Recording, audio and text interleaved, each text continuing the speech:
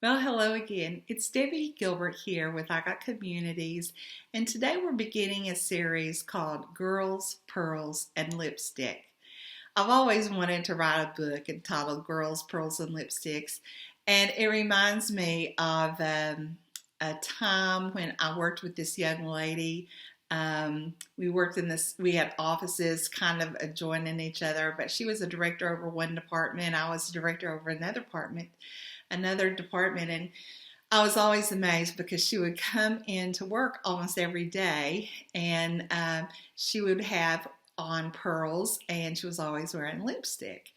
And so one day, the other part of the dress really didn't matter because some days she would come and she would be in a very wrinkledy t-shirt and jeans, but she would always have on her pearls and her lipstick. So one day she came in and I said, come in, I just want to sit down. I've just got some questions I just have to ask because I've been wondering about.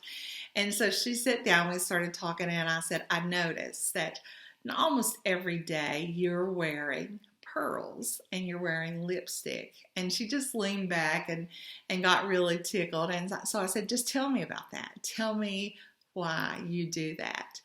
And she said, when I was growing up, I had the most amazing grandmother. She was just very close to her. And she said, I noticed that all the time my grandmother would wear pearls. Even if you went over and she was gardening, she would have on pearls. And she said it never failed that when we would go out to eat, we would sit down, we would have our lunch or dinner, and she would get her little purse, she would pull out a little compact with her lipstick, and she would put her lipstick back on, and she would look at the girls, she said, me and my sister, and she'd say, gotta put your lips back on. And she said, when I think about my grandmother, I always think about someone who was beautiful, who I respected tremendously, who was strong. I always felt like she was a strong woman. And so I just love that story so much. But when I started thinking about Girls, Pearls, and Lipstick and sharing this section with the women of IGOT Communities, I run across this definition of strength. So there's some components of Girls, Pearls, and Lipstick, and I think the three words I want to look at are strength, beauty, and confidence. And so when you're thinking about a strong woman, a definition I ran across was a strong woman is one who feels deeply and who loves fiercely. Her tears flow as abundantly as her laughter. A strong woman is both soft and powerful. She is both practical and spiritual. A strong woman in her essence is a gift to the world. And I thought, what a phenomenal definition of a strong woman. So we know that strong women they feel deeply and they care and love fiercely. And so a strong woman can also have a great sense of humor. You find her in periods of time laughing a deep, deep belly laugh with the best of anyone, watching a funny movie or just experiencing a funny moment, and also laughing at herself. So laughter is just as important as her ability to be with someone and feel with so much empathy that she can actually cry tears of joy or of sadness. So certainly the strength of a strong woman is a gift actually to the whole world.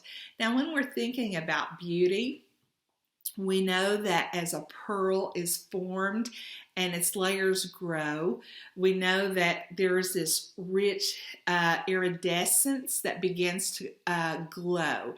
And when you find a strong, beautiful woman, there is something about her beauty that just is glowing. She's that kind of person that when you've been around and you leave, you would look at somebody and say, I love being around her. That's just like being around a breath of fresh air. Or she is just like, being with sitting on the beach with a gentle breeze blowing. It's just so good to be with her. Now, when the oyster is forming this pearl, we have to know that the very first thing that happened before all this iridescent glow happened, that there was an irritation. There was a piece of sand. There was an irritation or an intrusion into that shell. And this oyster has used this intrusion or this irritation to build up all of this iridescence around the piece of sand or whatever. And there is just such an amazing glow about a beautifully developed pearl. But it didn't just happen beautiful. It became beautiful through all of the pain that it went through. So how you can coat or frame the changes in your life to harvest beauty and brilliance and wisdom is very, very, very important. One of my very favorite scriptures is from 1 Peter chapter 1, verses 6 and 7. I'm going to just paraphrase that for you because it comes from different translations. But it's something like this: though for a little while, if need be, I will allow you to go through suffering, trial, trouble, tribulation. It's that period that we would know as an irritation or intrusion. But I'm going to allow you to go through that period of time. It's going to feel like you're walking through fire or being refined by fire. It's going to feel bad. It's going to feel painful at times. It's going to hurt at times. And then that scripture goes on and it says, but it's for the perfecting of your faith, which is much more precious than silver. And just thinking about being perfected, that when we go through things that are irritating us or challenging us or feel like an intrusion, the way we look at those, the way we frame that situation, the way we embrace it, the way we learn from it is what gives us that iridescent glow.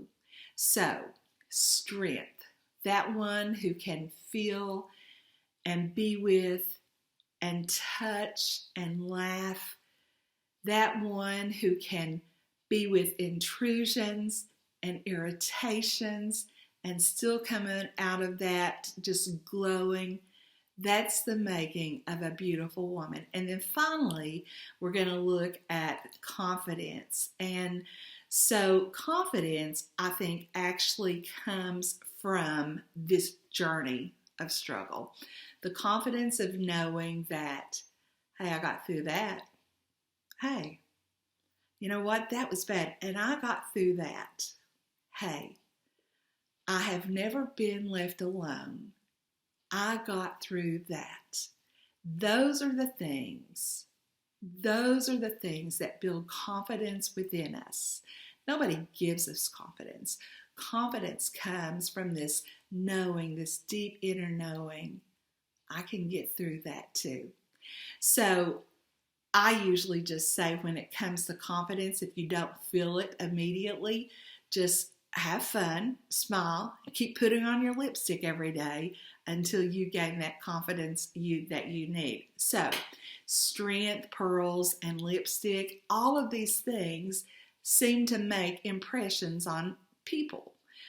Beautiful pearls, that makes an impression on people. Strength, strong women who can just be with people and be strong and can laugh with the best and cry with the weakest. That is just very appealing to others. It makes an impression.